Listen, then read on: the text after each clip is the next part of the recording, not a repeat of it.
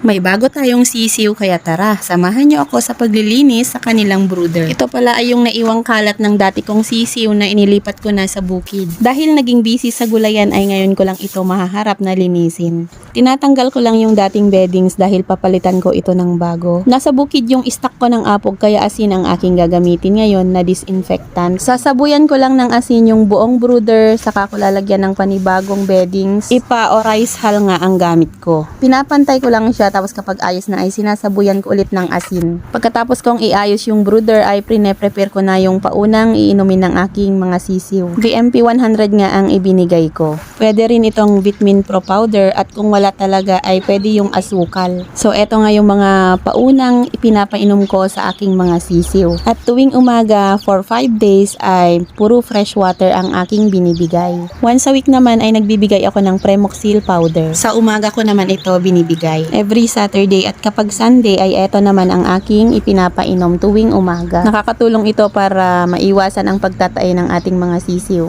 At sa hapon na ay Vitamin Pro powder na ang aking binibigay na vitamins. Salitan sila ng VMP 100. Make sure din natin na may sapat na ilaw sila. Kapag napisa lahat yung mga nasa incubator ko ay magdadagdag pa ako ng isang ilaw para maiwasan ang stampede or yung pagsisiksikan nila na dahilan ng kanilang mortality. Thanks for watching. Padayon.